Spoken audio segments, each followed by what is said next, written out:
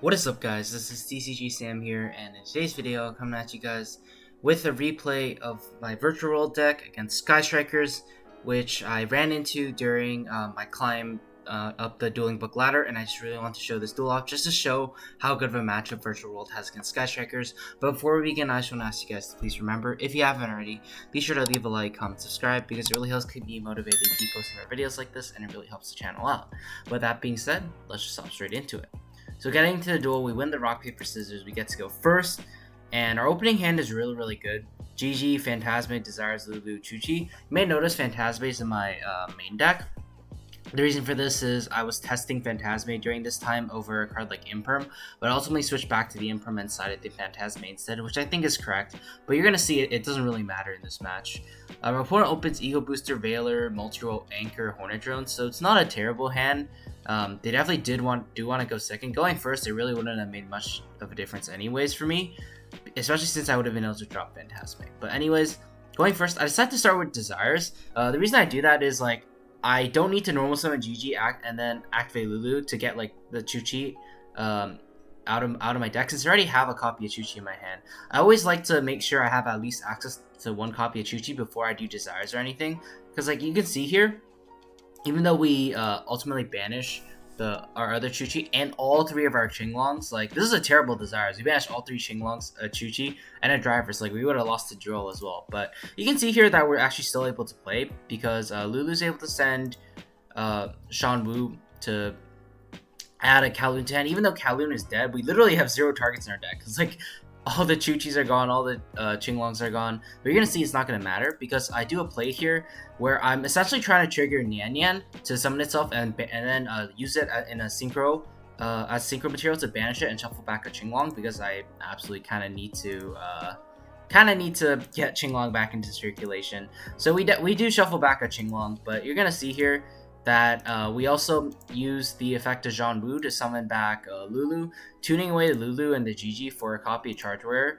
The reason I do this is I'm just trying to dig for one of my other virtual world names, just so I'm able to actually maybe be able to start comboing off further from here. But we ultimately only draw an Ash, but even then, this is not the end of the world, because we're still able to end on Chuchi Shenshen. The only bad thing is Lulu's not engraved, so I don't get to add it back in the end phase with GG, and I think that's a misplay. I shouldn't have made Charge Warrior. I definitely should have just I probably honestly should have just left GG on the board and then end phase add back Lulu to my hand, because like this Charge Warrior is super RNG. Even if I have to draw another name for it to even be good. Even if I draw a hand trap, it's not great because I lose out on a lot of follow up with Lulu. Because like this just relies on me drawing into a virtual world name for next turn, so it definitely was a mistake.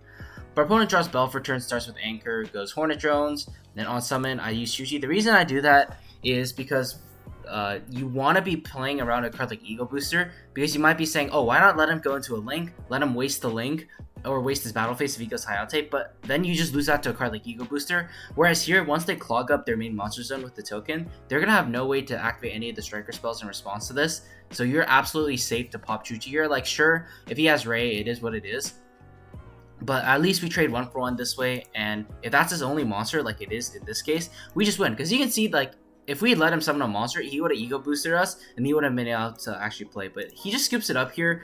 Thankfully, our misplay doesn't cost us the game. But anyways, going to game 2, our opening hand is Qinglong, Desires, double Twin Twisters, and Ash. I only side 2 twins, so it's kind of unlucky we drew both of them. But our opponent opens double Area 0, Upstart, Desires, and Ash. So their hand isn't like the best either. They start with Upstart drawing to Veiler. They go Desires.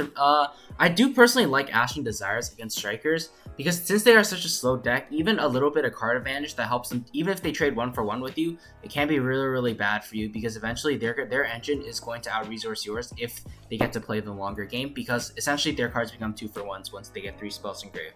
So that's why I wanted to like prevent them from getting access to whatever possible. But anyways, the Desires stops his turn. We Desires as well, and he ashes us, and we stop our turn, which is fine. It's not a big deal. You may notice I'm not setting Twin Twisters. Against the Sky Striker matchup, I really don't feel like setting Twin is super beneficial unless they have a multi-roll on board, because if they have multi-roll, you can punish them super heavily once if they like set a bunch of cards off of multi-roll, you know which ones to destroy. Or if they use multi-roll to send something on resolution, you can pop the multi-roll so they got rid of another spell that might be useful. Just because setting it now in this case when they have nothing on the board, it just leaves you a free target for a card like Jamming Waves, whereas before the Jamming Waves may have been dead if they wanted to get a third spell into the grave. So he goes Area 0 on his set. He only adds a Widow Anchor, thankfully, so he's not really able to play still. Just setting the Widow Anchor, passing. I draw Nian Nian, and here's where I decide to make my move. Against Strikers, honestly, I could have just held out for another turn, but to be honest, I just wanted to start playing. So I twin away his Widow Anchor, obviously not hitting the Area 0 because it would give him a Ray. You could argue that like I could have hit the Area 0, let him summon Ray, and then get a Phantasme out, but I really don't think it's worth it for me just to Phantasme.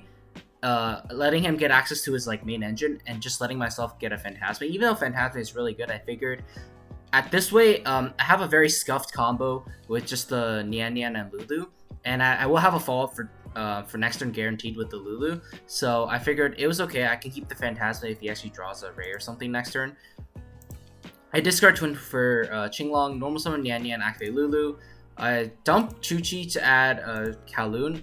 And the reason for that is I figured that City plus Shen was going to be really, really good against him, because if it turns off one of his outs to drawing a monster like in Multi or whatever, we can actually like check his banish here. He banishes double Rose, a Ray, a Hornet Drones, and then Engage. Those are pretty bad banish. Like he lost both of his Roses. He only has 2 Rays left in deck, and yeah, he pretty much only has 2 like main deck monsters left, so it's really unfortunate for him. But anyways, even though I don't know that, I figured that this play was better. Even though in hindsight, honestly, I think that I rather would have just sent a... No, I had to do this play because otherwise I wouldn't be able to make a Shen on board. I apologize, yeah. I had to do this play because I needed to make a Shen. Not only does it get enough banish for Chu-Chi to be live, but it also allows me to Kowloon place a Chu-Chi face up, getting Kowloon banished as well, which is pretty important because it gives me an extra name that I'd be able to shuffle back with Chu-Chi eventually. Our opponent top decks Widow Anchor, sets it, passes. I draw Kowloon, which is unfortunate because like now not setting up a follow-up really cost us. But it doesn't matter. I figured that I can just play Shen Chu-Chi control. He starts with Afterburners, and the reason why I just kind of just let this go, I could Chu-Chi pop my own Shen so he doesn't pop my Chu-Chi. But honestly, at this point, I'm worried about him popping Shen and then popping Area 0. So I absolutely have to use Chu-Chi here on the Area 0 to make sure that he it gets banished while Shen's still on the board. Since Chain resolves backwards, I pop it, still on the board. Whatever. I also don't understand why he doesn't just Area 0 on Widow Anchor if he's that desperate to play. But either way, we draw Qinglong, but it doesn't matter because we just have a Shen to bring itself back. Activating Nian Nian also to shuffle something back. Activating Kowloon, we did shuffle back a Chu-Chi with our other Chu-Chi, so we have a Chu-Chi established now. Going directly attacking with Shen, which gets Widow Anchor, passes. And then there's not much he can do other than hope this Area 0 hits. But then in my mind, I was thinking definitely to hit this Area 0.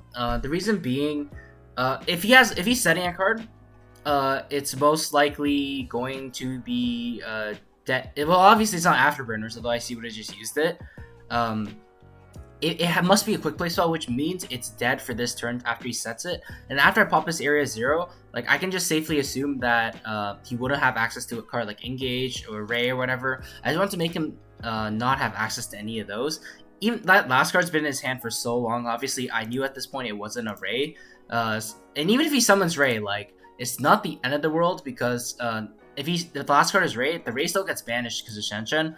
And then like all he has is a Widow Anchor to add back, and then we Phantasme him then, and then he pretty much loses after that. But yeah, he just forced to set the Veiler. I top deck Lala, and the game's just over from here because I just make a rank 6, and then this is just game over. But yeah, hopefully you guys enjoyed the video. If you did, let me know in the comments below. I just wanted to give a quick rundown of how like the Striker Virtual World matchup usually runs. Like you can see that even though we bricked, it literally doesn't matter against like deck like Strikers because they're not killing us. You can also see like how well this deck plays around a card like Afterburners, whereas Afterburners normally gives Strikers super huge value if they have 3 because they pop, like obviously it's a 2-for-1, but it can also start their own engine popping Area 0, which is why Shen is so important.